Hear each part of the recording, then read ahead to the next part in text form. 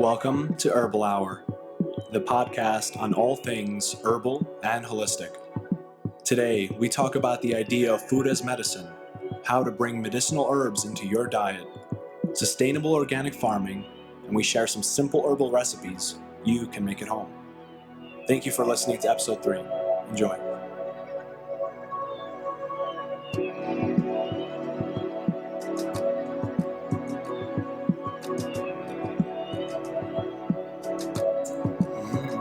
Smell-o-vision. This week we have with us manager of the Dragon Herbarium, a local herb shop in Portland, professional chef involved in the food industry for over a decade, an avid sustainable gardener, my good friend, Mindy Keith. Hi, Bogdan. Thank you for having me on today. Absolutely. Thank you for coming on. It's a pleasure. Yes. So you started out being a culinary chef, and then you moved into herbalism. How'd you make the jump? Somewhat. So I actually grew up in my family's apothecary store. So I grew up with my nose in all of the jars, sort of traveling the world with the spice collection that we had. And that, that sort of inspired me. And then meeting a couple of other lovely human beings on this earth that were very into food and sort of tying the two together and ending up in the culinary world thereafter, wanting to explore that. So kind of tested my feet out with some hodgepodge dinner parties in my tiny apartment in Portland and getting people to eat anything I could put before them. And onward, back here at the apothecary again, but a little more holistically this round, I think. Yeah. That sounds delicious. With time comes wisdom. This is very true. So you're the manager at this store, Dragon Herbarium, which is your father's, and we're actually recording in a storage room right now in the Dragon Herbarium. So this is the inaugural episode actually at the Dragon Herbarium. You can follow Dragon Herbarium at Instagram. It's just Dragon_Herbarium. And you can follow Miss Mindy here at Mindish. That's with 3 M's. MMMINDISH. Just to make it weird for you. 3 M's. Just remember that. Power Follow her of on 3. Instagram. She's always sharing some cool food stuff. Yeah, all the gardening and things. Okay, so how do you like working around here in the Dragon Herbarium? It's wonderful. We have a great community here, lovely people coming through. I'm completely inspired by the people we meet, learn a lot from them every day. Different walks of life, different perspectives. As you know, in herbalism, there's no rigid, singular way of going about it. So, yeah, it's been a blessing. It came at a time in my life when I needed to step away from the culinary world too. So I got pregnant and had my baby and took a year off and was home with him, gardening and enjoying motherhood and sort of rebuilding a relationship with holistic and sustainable, lifestyle again. And was trying to contemplate how I was going to go back into this speedy, fast-paced world of food with, very demanding lifestyle. I don't know how other chefs do it with their families. It's amazing. It's a very passionate industry, but requires a lot of hours and time and, physical labor. So. Right. Yeah. So you said that you kind of got into herbalism because you were, sniffing around the jars at the apothecary. Is there a particular story that you can remember fondly? Gosh, I was a young teenager when I started to work at the shop, and it was like on the weekends, so it was super part-time, and I was really interested in nutrition at the time, and to me, I was meeting a lot of, this is what, I mean, we're talking about over a decade ago, so maybe about 15 years ago. So this is before the wellness boom. This is Mhm. before people knew what holistic medicine was or what really anything about herbalism. So we had a lot of people coming in that wanted some kind of magical herbal pill that they take and their everything goes away. They still come in looking for that. And they do, but Mhm. we have a lot more informed clientele Mhm. now than ever before. I mean, it's shocking. It's shocking. Mm. So I was studying herbalism through books and anything I could get, any materials I could get my hands on, and everything kept tying back to food Mm. or, sort of contemplating wild foods, wild herbs, these things that way. Um, a lot of people coming in were not paying attention to their diets or their lifestyles. So they wanted this magic herb that took everything away. But as we all know, you really have to have the base, the foundation, before you're going to see really positive results with any medicine, whether that's Western pharmaceuticals, Mhm. okay, or herbal medicine as preventative. So, That's so true. I mm, mean, if you're eating McDonald's like 4 times a day and then you're taking a little echinacea on the weekends, it's not yeah. really going to do much for you. The saddest thing was when people be like, I don't drink water. I've heard that one. That's a I'm like, well, mind-blowing one. what do you drink? Probably soda. Soda, juice, tea. And I'm like, well, you gotta drink water. You know, You've got to drink water. It's so important. that's such a major issue Hmm. right now in terms of how diet is impacting health negatively. Hmm. There's a lot of research coming out that high fructose corn syrup is specifically very detrimental to insulin levels and leads to insulin resistance. So things Yes. that are very high fructose corn syrup, like sodas, things like that, candy, um, they really, many people believe, and I do as well, that they're leading to a lot of the chronic diseases that we're seeing now, the heart disease, the diabetes, the obesity. Yeah. Um, We have the Mexican government that finally put a tax on sugar. Thank you. Yay, Mexico. You did it. mhm. Because they saw that. They care about their people to a degree enough to, try to figure out a way to keep people from, going the route of obesity and diabetes at a young age. I mean, and Mhm.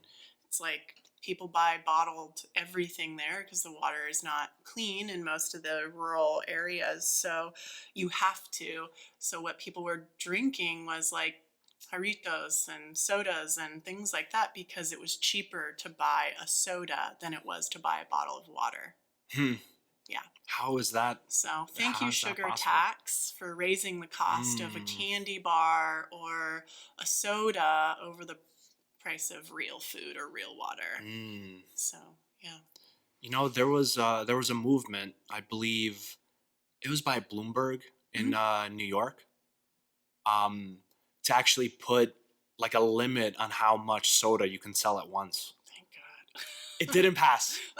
Obviously, it didn't pass, Yeah. Mindy. Of course, it Yeah. didn't pass. I There know. was a big, big sugar came in there. I don't even know if that's a real lobbying group. It probably is. Came in there and they stopped that right up. So. Yeah, it's a big industry. And I mean, there's something wrong or broken when our foods are banned in like 30 or more different countries. It's not just our food, it's skincare products, we're laden with chemicals It's here. not a It's it's not a very good sign. unregulated. Yeah. Yeah. Have you ever had a Coca-Cola from Mexico in Yeah. those glass bottles? Oh yeah. They make it with the sugar. It's made with cane sugar instead of Oh, high fructose corn oh, syrup. it makes all the difference. Yeah. It's so Well. delicious. Probably still not the best thing for you, but No. probably better than high fructose corn syrup. If you're reading the label, it's a start. Mm, I'll say that's a start in the mm, positive direction because then mm, it's only a matter of time before you start to learn more about those ingredients mm-hmm. and you start to care or learn more about your health. So it all Right. tied together. Absolutely.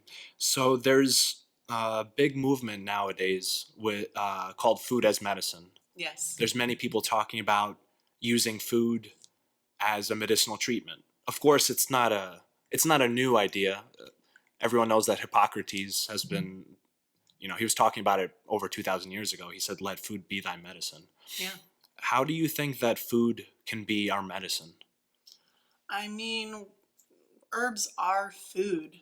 They are Mm. wild foods, you know? These are things that are loaded with more protein and minerals than any commercial ag can provide, any Mm. agricultural company can provide. So Mm. we're seeing issues with soil, people are not properly repairing the soil before they're planting another crop of wheat, Mm. corn, soy, Mm. and then there's monocrops. So, you have to replenish, otherwise, you're not going to get enough of what you need. So, I think we're seeing we have a broken system, and that's why people are turning more to herbs because they're trying to find answers. But we do need to consider the process of growing these things and what that does, not only to the environment, all the byproducts of that, soil erosion, etc., but also on our health of like how it's grown is going to impact you. Mm. So So do the amounts of minerals and things of that nature in the soil translate pretty straightforward into the plants and vegetables that we eat? yeah, it's amazing. I mean, you have, say, horsetail or shave grass that's loaded with silica. Hmm. It's an important ingredient when you're mixing your compost tea or burning it so that you can turn it into a water soluble mineral and mix it into your soil so that your plants can absorb it, and give you that mineral, making that mineral um, absorbable to you. So, That kind of brings up an issue in my mind, mhm. which is the advice is, eat more vegetables. But if our vegetables are being farmed in such a way that they have almost no nutritional value, they have hardly any vitamins, hardly any minerals, Mhm.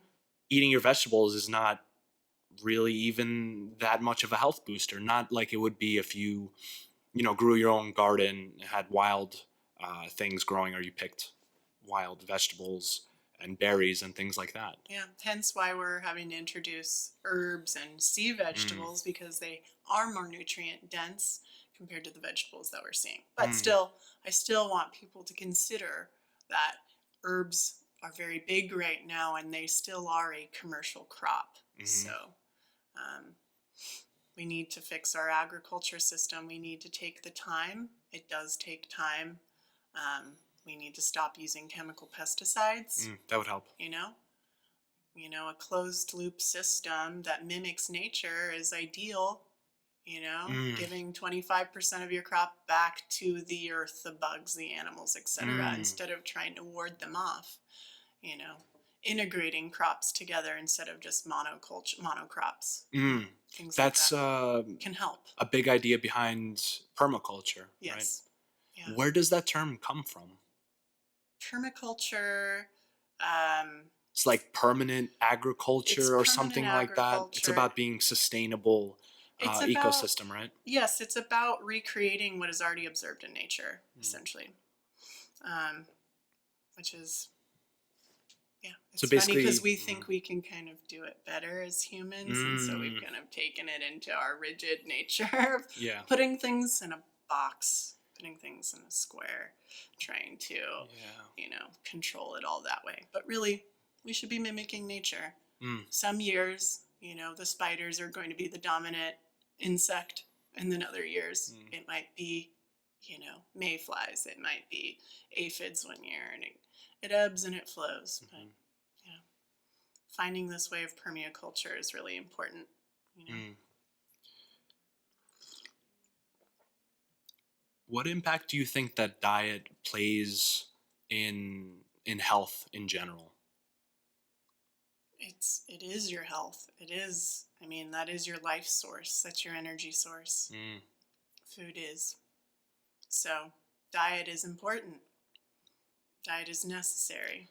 I've heard some interesting stories from the conventional world.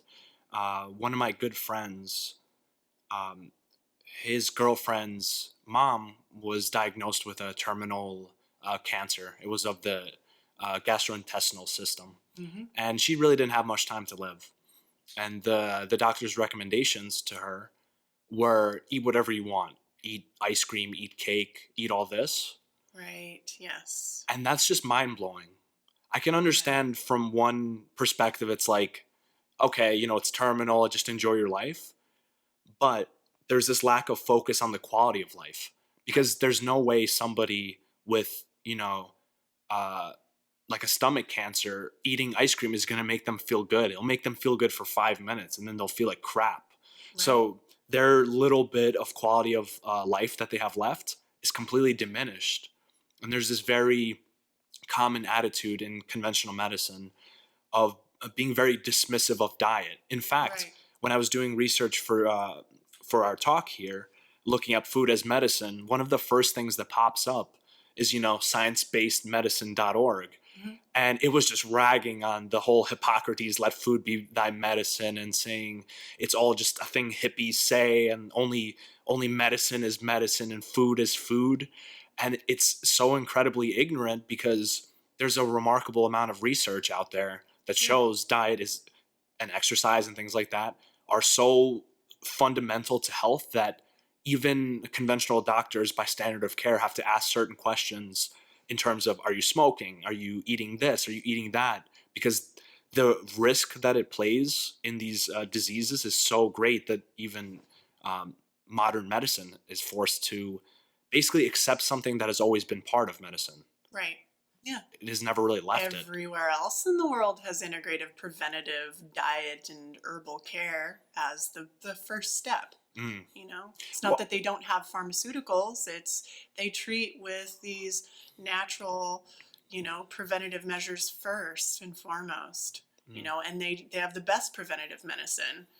Outside of us, we have terrible preventative, but we'll save your life so you don't die. We'll keep you alive, but you're gonna We'll have keep you alive, a yeah. crappy life. Yeah, it might be pretty miserable. Yeah. So that part of our system is broken in the medical world. And anyone saying, like any doctor that's saying that diet doesn't have a role in disease is, I'm sorry, but outdated and misinformed. Mm. Because there are plenty of clinics and hospitals now. We have our St. Vincent. Mm-hmm. Their entire cafeteria is organic, and now they have a farmer's market That's what I every like to hear. week. And up in Seattle too, that one of the big cancer treatment centers is all organic. They're trying to push for more plant-based, organic, clean foods because they know the role it plays. Limit the amount of chemicals you are exposed to, because we're already exposed to enough. I always wonder this. Why do you think there's so much pushback against these ideas of diet being part of medicine, when Hippocrates, who's touted in the history books as being, the founder of Western medicine, of modern medicine, Right. diet was his primary approach. Herbs even came later. It was diet first. Herbs are an extra thing. If the diet's not good, herbs aren't going to help. Why do you think there's so much pushback against that ideology? There's not enough nutritional education in Western schools, in Western medicine schools. So that's probably why it's an old idea. It's outdated, and I think people are resorting to what they learned maybe in school instead of trying to expand their knowledge base and find out more of what's modern and going on in research now. There's plenty of scientific papers, Oh, there's so many published on it's diet amazing. and herbal medicine. So. I'm sure if you type diet into PubMed, Yeah. you're gonna find 100,000, if not more, articles. So many. Yeah. So there's always going to be people that are resistant to change in this world. That's it's going to be a thing that we will always be pushing up against. It's inevitable, but that doesn't mean it should keep you from still pushing for the right thing and what you believe in, and definitely being involved and active in your healthcare with your provider. So if your provider's not interested in working with you around your ideas, then maybe it's time to get a new provider. Mm-hmm. You know, maybe it's time to consider somebody that wants to integrate with you, is going to help you find the right questions to ask so that you can have better care. That's a big part of it, is your involvement, you asking questions, having honesty, being able to be open with your physician, and then being open with you. As much as the law allows. There's some things I'll say that too. There is some mandatory reporting for certain things that you disclose to physicians. So a lot of most things are protected, but some things, they have to be careful.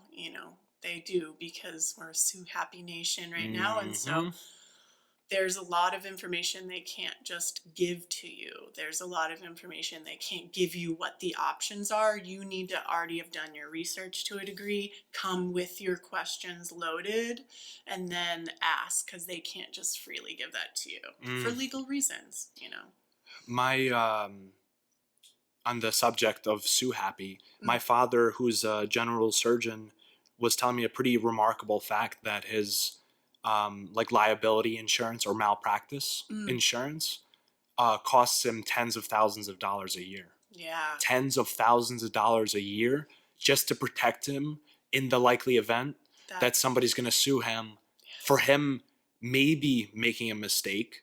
But I know my father well, and he would never purposefully do anything or do a procedure that he's not comfortable with. So if something happens, it happens. But it's so Sue Happy. Yeah. Major Where's our problem. humanity? Yeah, where is it? Where's our humanity? It's back in the forest, Mindy, probably. Let me dehumanize you. Yeah, exactly. Oh. So this idea of food as medicine, I've seen it in pretty much every traditional medicine that I've studied.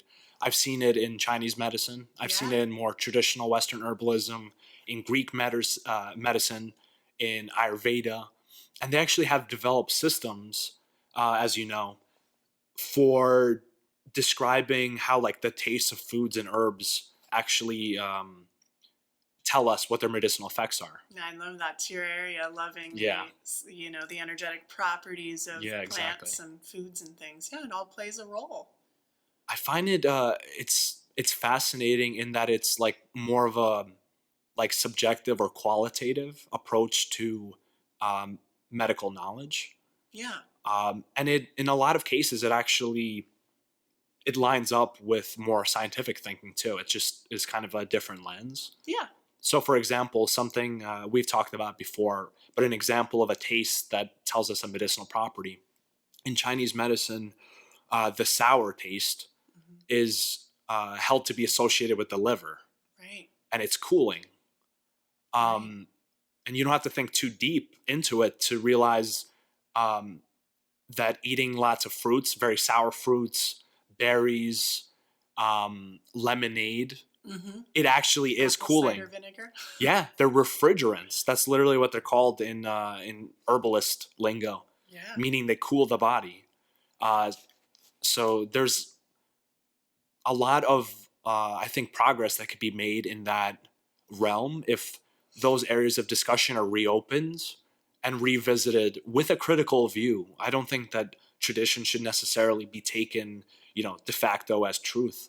Right. But we should be open to it. It's a starting place for us to take and open our minds and learn and grow. Yeah. What's your favorite food taste? See if I could tell you what organ that's associated with. Oh boy. I love, it depends actually, it changes depending on my cycle. Honestly, yeah. Sometimes a month I'm really interested in salty foods. That's kidneys. Yep. So yeah, I like bitter too at times. So, bitter or sour. I'm very partial to sour things. I just love sour things. I'm known to just chew lemon slices with the peel. And people look at me like I have, 3 heads, but I'm like, try it with some honey. Yeah. It's delicious. Getting your vitamin C and that pith. Exactly. That pith. That pith. Nice word. That pith. Yeah. All right. So what are some ways that people can get more medicinal herbs into their diet? I think that you should grow your own herbs at the very least. If you don't have a plot of land or a backyard or a front yard, or your landlord says no, or and you're living in a tiny apartment, you probably have space somewhere in a window to have a small herb garden, a small pot of herbs. Mm-hmm. So I would grow things like holy basil, cilantro, parsley. These are all really easy to grow herbs. They reproduce well. You can, you can use all different parts of them. Like once the cilantro goes to seed, you have your coriander seed.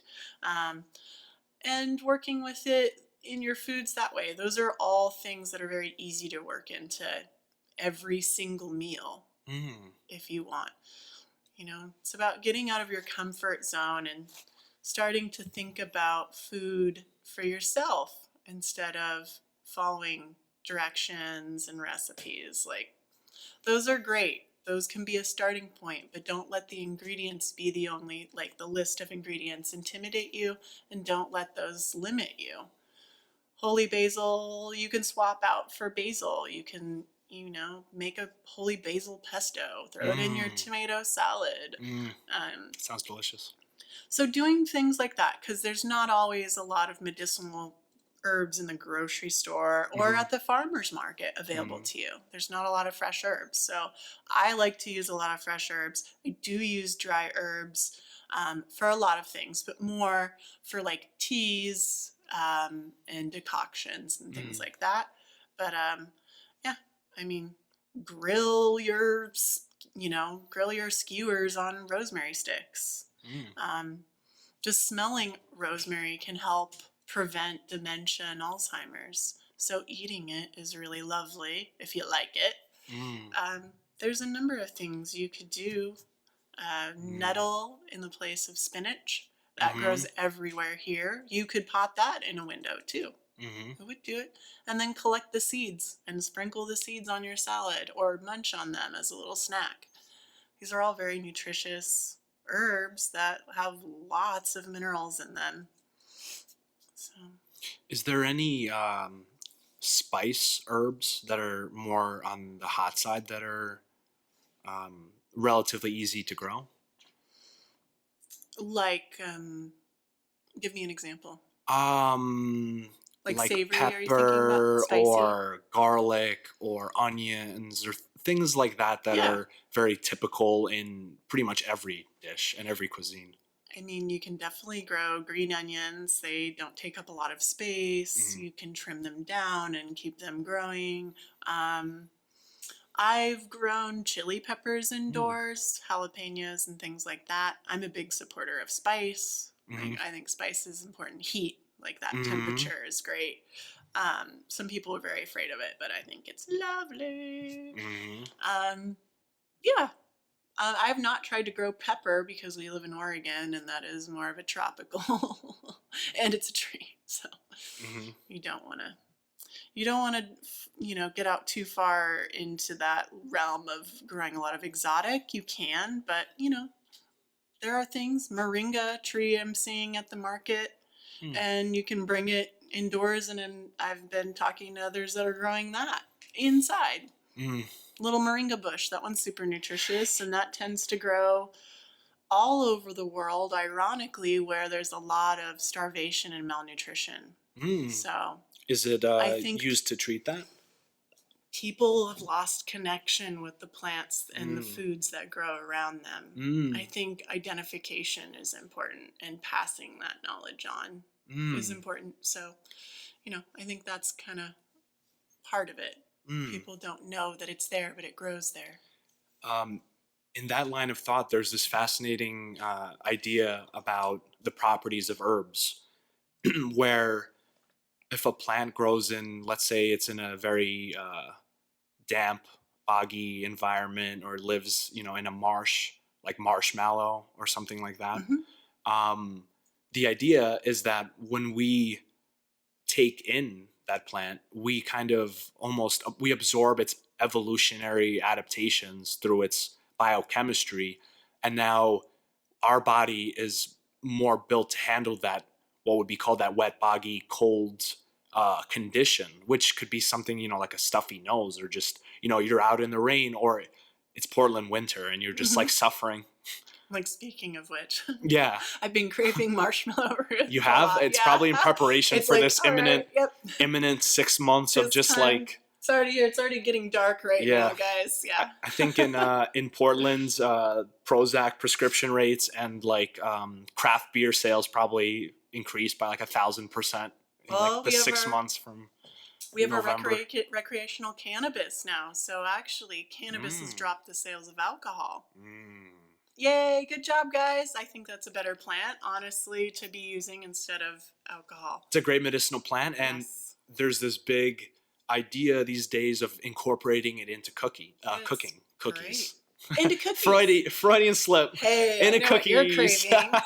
I clearly want some cookies. Okay, I'll make you some cookies. Thank you, please. Yeah, no, I actually work with a lot of cannabis. I enjoy it. I don't like to smoke high THC strains or anything like that. I prefer a balance. Why? Because it makes you go crazy? Well, because I'm not interested in the Yeah. psychoactive side. Ah. I do like the relaxing, anti-inflammatory. The flavors are interesting. All the terpenes and all of that are lovely, but normally relaxing, muscle relaxing. It's an evening sort of imbibement for me. But cooking with it is different because you're not going to really get those psychoactive effects when you're working with it, say like fresh leaf. So I work with fresh leaf whenever I can. You can use it in pasta sauce, for example. Chop up your cannabis leaf into fine minced little pieces and use it in place of oregano. Right, and there's a lot of medicinal compounds in it. I believe it's called like THCB and CBDB or something like that. That's the form before it's decarboxylated or decarbed. THCA, yeah. It's THCA and is then the it form. turns to THC and when it reaches over 250 degrees. Right. So, and those compounds in themselves have been found to have medicinal benefits separate from the ones from THC. So that's a whole nother realm of, you can use it as a medicine that actually doesn't necessarily, make you afraid of your cat or something. Right. We have cannabinoid receptors in our brain. So we should be eating things with cannabinoids. That's not just cannabis. That's echinacea. So learning more about your food and integrating these things, but it can start anywhere. I love cannabis, so it's great when it's easy to work with too. So, and you're not going to get high. So if people are really concerned about the psychoactive effects, if you're using fresh leaf, it's normally fan leaf. It doesn't have THC crystals all over it. And you're not going, and also like most of the food's not going to reach over 250 degrees. If you're doing like a light sauce or something like that. Or a salad, I make salsas with the fresh leaf that never heat up at all. So you're getting all of your terpenes, which they're finding in science right now that the terpenes are almost more beneficial than the CBD and the THC. So, and those are all, those terpenes are shared in cannabis with other plants. It's fascinating. Eucalyptus, etc. All different kinds of herbs and plants. Cannabis has been bred in an incredibly interesting way because it contains the compounds that, like you said, all these other herbs have, like limonene and stuff that's in like lemons. That's why some of them smell like kind of citrusy. Yeah. It's a miraculous plant that always makes me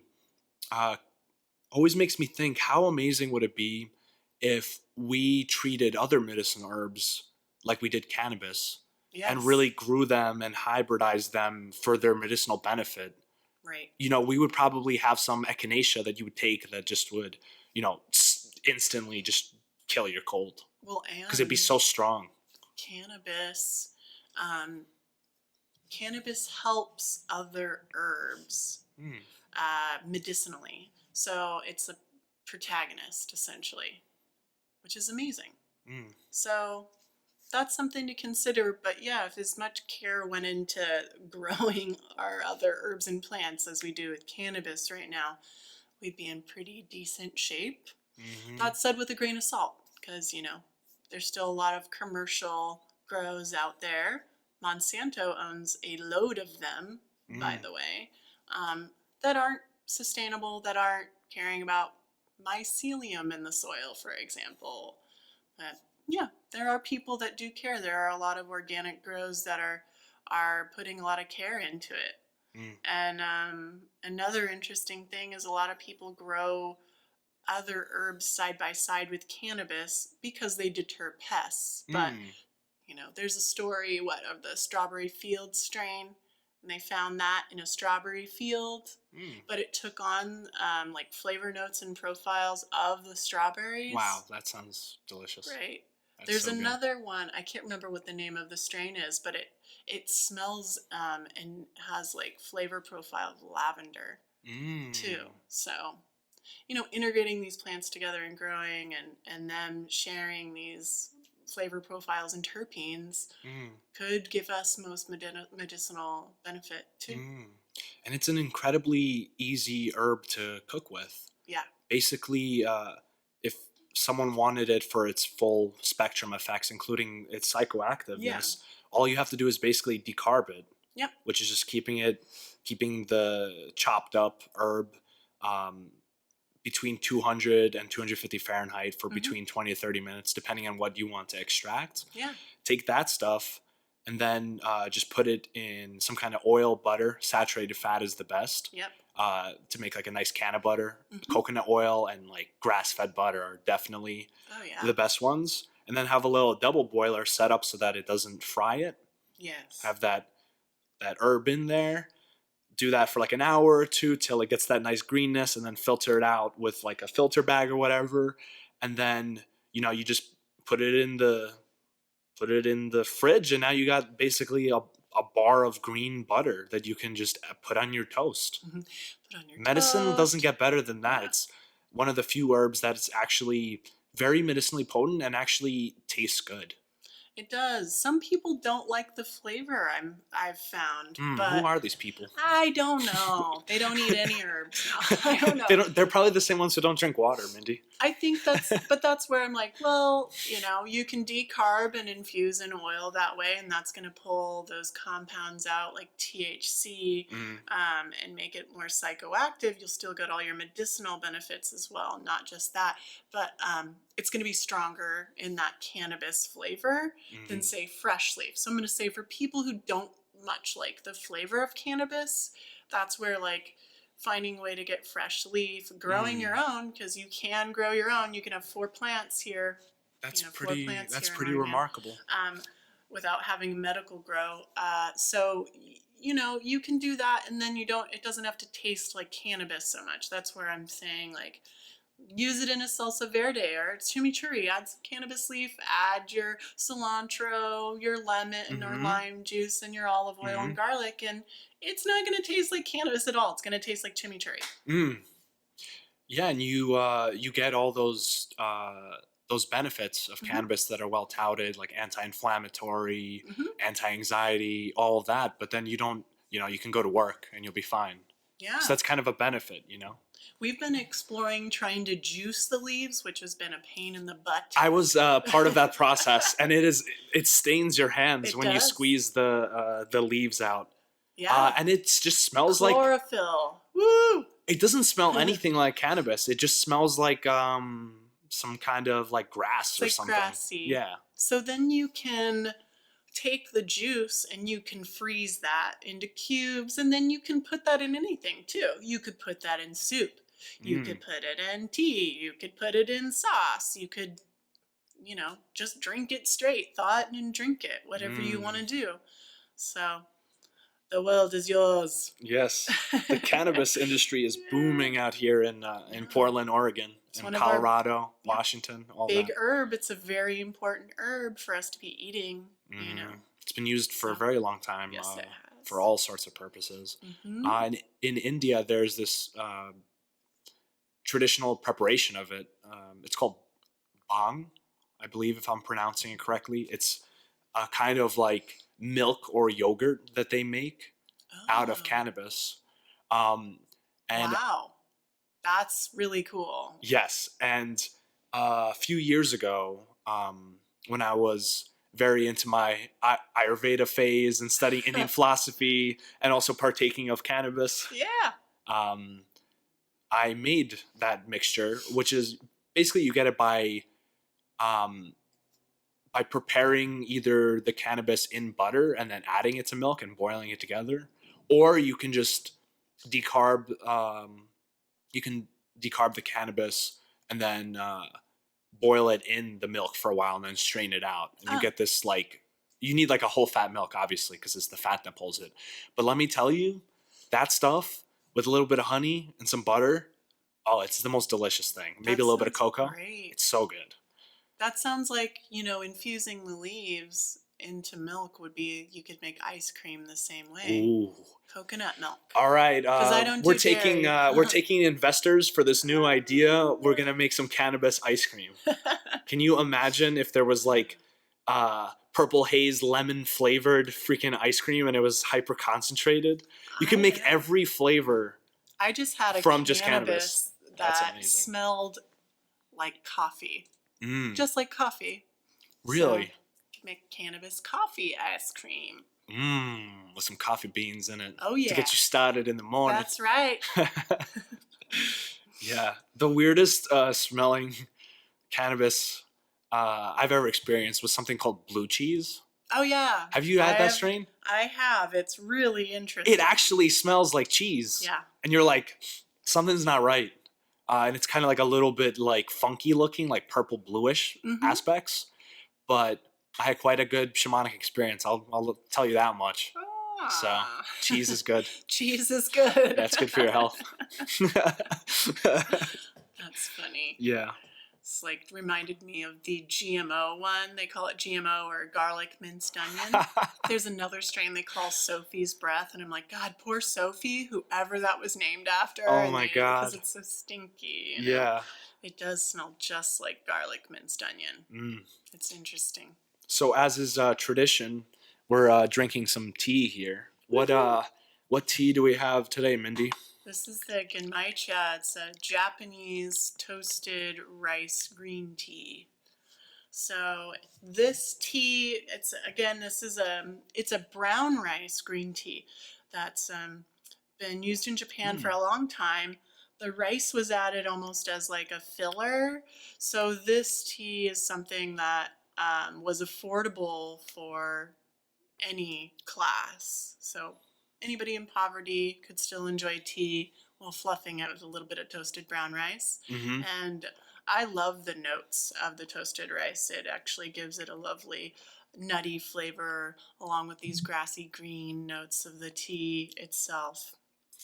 And I guess the term, what is it? It's like the cha means tea and the genmai means brown rice. So it literally is brown rice tea. So don't quote me on that, but that's from when I was reading about it. I really appreciate the flavor. It has like a kind of a little bit of bitterness, but almost like toasted rice or something, like a little toasted rice cracker. But it goes nicely in with the tea flavor. You must be like a master brewer because the flavor came out really good. Usually when I make teas, I just fill up the French press like halfway. I just make it super strong. You need the caffeination. And then people are like, oh, leave it in for 10 minutes. I'm like, I let that infuse for like 30 minutes with boiling water. Gosh. And then I drink it, and then I'm just like, ready to go. Tea ceremony is a whole nother thing. I just had my first traditional tea ceremony with our lovely friends over at Sintamani Tonics, and their beautiful apothecary. They're in Gearhart here in Oregon on the beach. They had a gorgeous table and the whole ordeal, but had some lovely teas with them, and learning some more about brewing that way. They rinse the cup, they pour the cup over their beautiful wood table, rinsing the water down and out, and that warms the cup enough so that whatever tea they're brewing is at the right temperature to reach the cup you're drinking from. But each tea is going to have a specific temperature that's ideal for flavor profile. And this one, I believe, is 85 degrees is your best temperature for brewing. That's a really fine attention to detail. Well, yeah, and then you don't want to steep it for longer, and that's going to change. Like things like say matcha, right? The Hmm. ground green tea powder Hmm. that everybody's Green into gold. right now. That one you're not supposed to mix with hot water. Really? It'll turn it brown. It oxidizes it really Mm. quickly, and then you get all the bitter notes. So keeping it at a room temperature water is going to I've be been your doing it best. wrong this whole time. Oh, well, You still get the effects from it, you but it's just do. not as delicious. Well, and I've had lovely Right. matcha, drinks. I've had it mixed with yerba mate and Mm. hemp milk as like an elixir, and that's amazing. It's not Mm. traditional by any means, but you know, Mm. touche. It's fun to experiment and play around. So, Mm. but While yeah, we're on the topic, what are some of your favorite alternative milks? I love oat milk.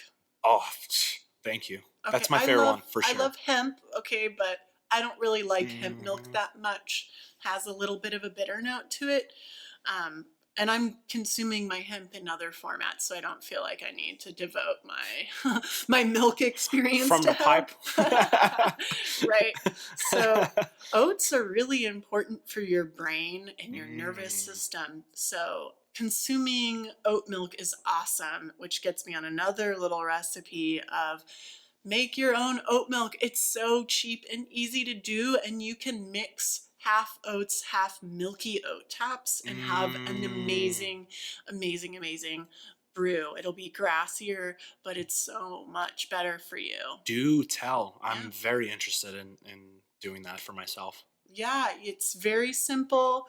The equal parts oats, rolled oats are best, and then your Hmm. milky oat tops, you could probably put oat straw in there too to get the Hmm. full added benefits. I think someone was Chanchal Cabrera lectured on oats at one point, and she said that like it's like the straw works off of like the nervous system part, and then the oat tops work off of brain Hmm. healing. Hmm. um, so that was kind of interesting to also consider the entire plant works off of different systems in the body, Right. for whole body healing. Traditionally, the milky oat was used as a kind of nervous system tonic, and Yes. most of the healing benefits that are talked about of oats are actually referring to milky oat Yes. tinctures. And the oat straw, apparently from writers from the 1900s, was more actually for rheumatic conditions and joint disorders and things. So not even nervous The system related. maybe okay, so maybe I had it backwards. So maybe inflammation based as well. Yeah. Right. So Milky oats are really good. If you just yeah, coffee grind them up and make them into like a tincture, they come out really good. So how yeah. what's the methodology for making this milk? It's very easy. So you would take your oats, Hmm. equal parts, put them in a blender with water. Hmm. Okay, and then you puree that until it's all ground up really well. Hmm. I invested in a really high powered blender. A lot of you have Vitamix out there, and Hmm. that's great because it's an American company that makes that device. So yay, Really? you're supporting our industry, which is important right now. Um, but it is high powered enough to process something like that, and that really gives you the creamy notes of like these milk alternatives. um, so yeah, but your Ninja will work just fine too. You might Hmm. soak it a little longer, so you Mm. might let these oats soak in the water for like, I don't know, I've let it sit overnight sometimes because I'm Hmm. not really picky or finicky. If I don't have the time to strain it off, I'm like, I'll leave it in the fridge a little bit longer and Hmm. we'll survive. Hmm. Like, it's not going to kill us to do that.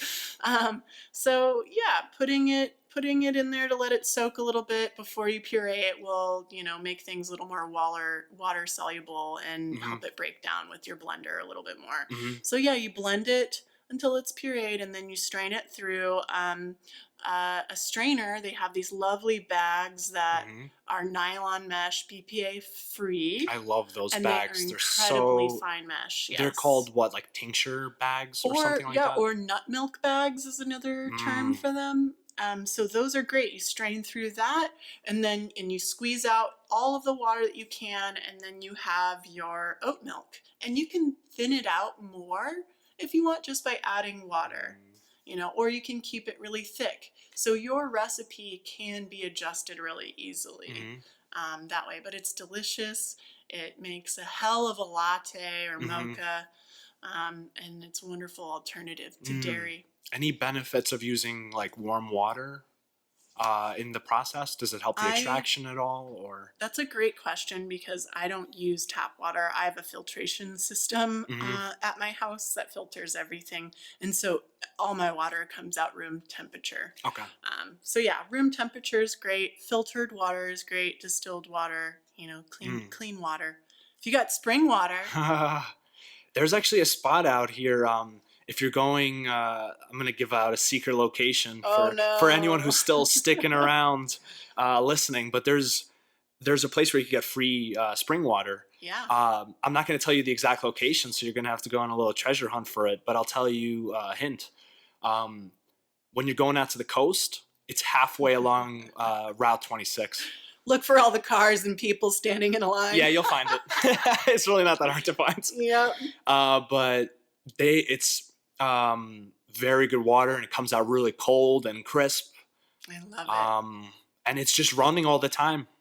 So you can really taste the difference. If I could do Oh, a yes. side by side for people and they're not freaked out to do it of fresh spring water that was, maybe captured in a glass vessel of some sort, and then put that next to tap water or even filtered or distilled water, you will taste the difference. the difference is remarkable. It's shocking. Yeah, I've done that test, and that spring water, especially when it's cold, Ooh, yeah. it feels like splashing water in your Yeah. face in the morning. It's That's what it full of feels like to energy. drink it. Yeah, Yeah. it's strange. Yeah, negative ions are Mhm. making you feel like you're gonna blast off the planet. That's how we should always feel, right?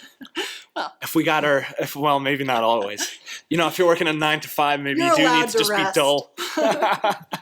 Anyway, no offense against 9 to 5s. I basically work a 9 to 5. yes. I'm a student, though. Same here. We have an interesting career field, though, so it's definitely not sitting at desks. So very, very thankful for that. Yeah.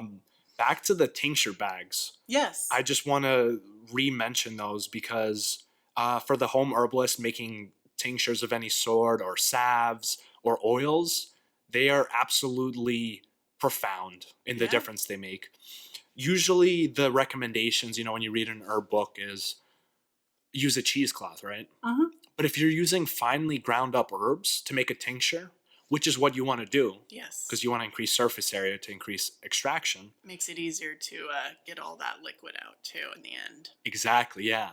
So when you have that tincture bag, it won't actually fall through because it has like these micro holes, I guess. So it allows you to actually make a tincture out of powder Yeah. and then squeeze it out. Whereas with the cheesecloth, that's never going to happen. Oh You're just going to my get chunks of herb in goodness. your tincture. Back in the day when I was making horchata from scratch, I wish I had this tincture bag because I was using a billion layers of cheesecloth and filtering it like 3 different times to yeah. try to get all of the granules Causing out. cheesecloth shortages Ugh. with our actions. It's a waste. So yeah, these bags are reusable and they're very durable and strong. So you can really like squeeze the crap out of it. It's not gonna break open or end up with dumping half of your powder mixture back into your stuff. So it's so good. And then they have the little drawstring at the top that you can kind of seal it up. Because I remember when I would use cheesecloths, I would, put it over like a mason jar or something, and I would put like a rubber band, and then it would like fall in when I was pouring it, and I had to refilter it, and I was just hating my life. It's like, how many times am I going to strain this? So, sucker? So wake up to the truth of filter bags, herbalists. Yeah. It's the best kitchen trick too. You can use it for syrups. You can use it to strain off your ice cream bases, soup bases. There's so many different things you can use it for in your kitchen when you're working with herbs, not just teas and tinctures. It's an amazing, amazing tool to have. Yep. Awesome. Next Can't rep it level. enough. Next level equipment. We're not selling it, so we're not getting paid. This is a generic thing, but I just, when you have really good things, you want to share them with people. Okay, so we were talking before. You were telling me that you're planning on moving to a 60-acre farm in November. What's up with that? So we have some plans. I've been living in the suburbs, basically everywhere I've lived. I've lived all over Portland. creating little backyard or front yard garden spaces. And we've been in Beaverton for the last year or two, uh, cultivating our backyard, replenishing the poor soil there. The whole yard was so sad, and there were no bugs, there were no animals coming into that space, there were barely any plants and really compacted soil. So we've spent a lot of time repairing the soil there, getting the mycelium growing really well. All of the insects have returned, all of these, I mean, birds, squirrels, all different kinds of hummingbirds, I mean, crows, everybody's in the backyard now hanging out. From just the diversity of plants, the care we've taken to replenish the soil. We have a huge old maple tree that the leaves fall, and of course my landlord doesn't want me to kill the grass in the backyard, but I cover all of the flower beds in the maple leaves to help with soil and to help with the decomposition of those. You know, it's important. It's important for, you know, all of the critters in the backyard to survive and thrive. So we've been wanting to kind of get out of that space and move into something where we can expand more. It's the space I'm in right now is pretty small, but we've I mean, God, I'm probably have a list here of everything that we're growing in that tiny space, but it's very limited in the amount. So I'm looking forward to getting out of the city into the country, not just for peace and quiet, but so that we can Really grow some stuff. I mean, really 60 grow. acres, that's, you can probably have a whole herbal company with that amount of acreage. Yeah. That's remarkable. Well, I hope I get a chance to visit sometime. Yeah. So we have that in the plans, and there might be a few things, you know, I might be able to share a few little ideas on board here, but we're discussing plans of, you know, some pop-ups for dinners with herbs and wild foods. So that would be nice. A little food church. And then, you know, also there's some overgrown orchards out there. So there's trees that have been on that property for almost 100 years now. Wow. Yeah. So that's exciting. Pretty cool. That's freaking awesome is what it is. Yeah. So I'm hoping to grow some stuff. Diversify. Sweet. I have not been known to have much of a green thumb, but maybe you can teach me some things, because I've gotten everybody their green thumb. every herbalist should be able to grow herbs, right? Yeah. I feel like that's the next thing that I need to do. You start with a house plant that you can't kill, which I have some starts for you if you want them. I need that one to start with. And then that builds your confidence, you know. Because I planted a bunch of, I went out on a limb and I was like, I'm going to plant all these medicinal herbs like echinacea and lemon balm and rosemary and this and that and this and that. I planted them from seeds. They just never took. Yeah. I don't know what I did wrong. Echinacea takes a long time to flower. It took a year for mine to flower. To grow and flower. The seeds didn't even make it into sprouts. Yeah. I probably messed it up royally. I'll have to look back and see what I did wrong. But it was pretty demoralizing because I was really excited about it. Well, I'm hoping to be able to bring people out onto that property and show them how you can grow, how you can diversify, how you can take into account some permaculture concepts, and how it's very approachable. It's actually pretty, but it's it's semi-lazy man way of doing things. Right. You compost all the food that you eat. And that's your base, man, your compost. Just hope you're eating a lot of plants. Right. Especially if you're, it's important. If you're growing if you're growing medicinal herbs, because the amount of work in harvesting them is like really not any. They grow, you just take their leaves and then you dry them. Oh man, harvesting cannabis, like trimming and all of that, is a lot more work than any vegetable or other herbs. Right, because most herbs are pretty easy. Yeah. You just kind of take it. Most of the time, you take what you want for medicinal, and then you let some things go to seed because you want to capture your seed for next year, next crop. So seed saving is really important. So we do a lot of that as well. Yeah. What's your favorite plant of all time? Oh my God. You're going to an island tomorrow, Mindy, and you only get to bring one plant with you. No way, man. Choose wisely. That's That's it. hard. That is so First one that comes to hard. mind. It's the one. I don't even know. I mean, I'd probably bring oats, honestly. I'd probably bring oats because I'm thinking about survival and I'm thinking about nourishment. Let's say you have food. Okay. Foods. So medicinal herb. You know, ooh, that's hard because I really like my sea vegetables too. So, if I can't take my kelp with me, then I would probably take holy basil, or skullcap. Skullcap, probably. It's one of my favorite medicinal.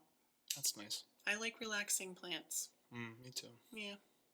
So. I'd probably actually bring tea. Like green tea or something. I feel like if I'm going to be stranded on an island, I might as well just, it'll probably help me just be calm and it'll give me something to do. And I wouldn't want to bring anything too psychoactive because, like, being on an island alone.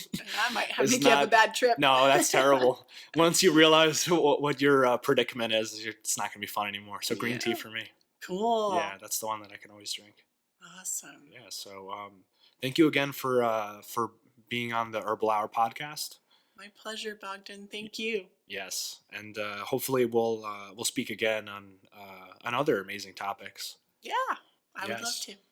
So if you're still listening, cricket, you can follow the Dragon Herbarium once more at Dragon_Herbarium on Instagram. And you can follow our lovely guest, Mindy, at Mindish with those 3 M's. And yes, you can go on the Dragon Herbarium website. It's just dragonherbarium.com for listings of future upcoming workshops, events. We have one upcoming in a few days this weekend on mushroom alchemy and medicinal uses of mushrooms with a pretty cool cat, so check that out. In the next month or so, there's some plans for a workshop, fresh plant tincturing, salve making, and potentially an Ayurveda class for learning about the properties of Ayurveda herbs, which I will be hosting those, possibly in association with Miss Mindy. Yeah. So yeah, stay tuned, and thanks for listening to the Herbal Hour. Herbal Hour, the podcast on all things herbal and holistic.